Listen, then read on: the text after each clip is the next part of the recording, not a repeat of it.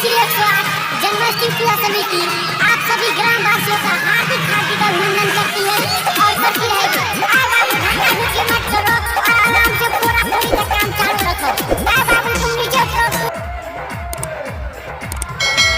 Hello check hello, थोड़ा ध्यान दीजिएगा। हमारे पूजा समिति से अनुरोध है कि मटकी फोड़ने का काम चालू किया जाए। हटो हम फोड़ेंगे, अरे नहीं हम फोड़ेंगे, आज तुम हटो हम फोड़ेंगे, अरे बाबू हम फोड़ेंगे। हाँ आया खुशी का समय बन जाओ न कन्हैया, आया खुशी का समय बन जाओ न कन्हैया, सुनो लटका गगरिया हम फोड़ेंगे। अरे थक गए क्या? हम फोड़ेंगे भाई हम फोड़ेंगे, हम फोड़ेंगे भाई हम फोड़ेंगे, हम फोड़ेंगे मटकी हम तोड़ेंगे, हम फोड़ेंगे सुनो हम फोड़ेंगे। आया खुशी का समय बन जाओ न कन्हैया, सुनो लटका गगरिया हम फोड़ेंगे।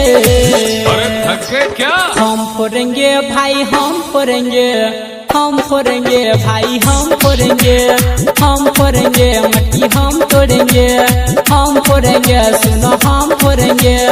श्री श्री 108 जन्माष्टमी पूजा समिति आप सभी ग्रामवासियों का हार्दिक हार्दिक अभिनंदन करती है और करती रहेगी। आए बाबू धक्का धुक्की मत करो और आराम से पूरा पूरी का काम चालू रखो। आए बाबू तुम नीचे उतरो, तुम बहुत शरारती है, उतरो। हाथी घोड़ा पाल की जय कन्हैया लाल की, प्रेम से बोलो जय नंद लाल की।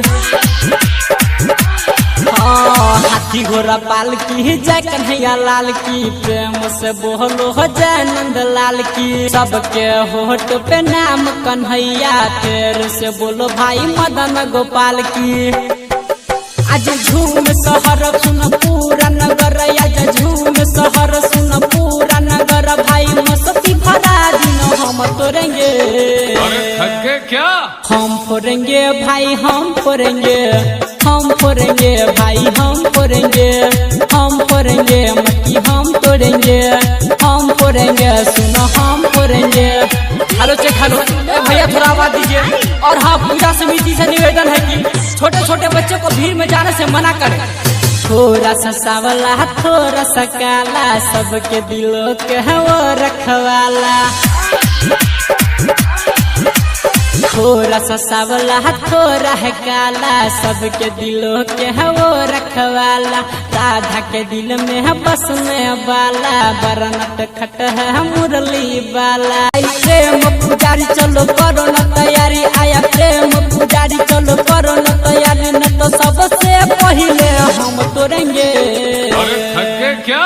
हम फोड़ेंगे भाई हम फोड़ेंगे, हम फोड़ेंगे भाई हम फोड़ेंगे, हम फोड़ेंगे मटकी हम तोड़ेंगे, हम फोड़ेंगे सुनो हम फोड़ेंगे। डीजे वाला भाई लगाइए रमन जी यादव का गाना और आवाज कम नहीं होना चाहिए, बेस दीजिए। अरे बाबू अब ठीक है और तो गली गली सुनो नया ही सुर है, मेरा कन्हैया तो माखन चोर है। हाँ गली गली सुनो नया ही सुर है, मेरा कन्हैया तो माखन चोर है। सबके मन को मोहने वाला, इसके न जैसा कोई और है। सुन ठाना है मन में हम तोड़ेंगे। अरे थक गए क्या? हम फोड़ेंगे भाई हम फोड़ेंगे, हम फोड़ेंगे भाई हम फोड़ेंगे, हम फोड़ेंगे।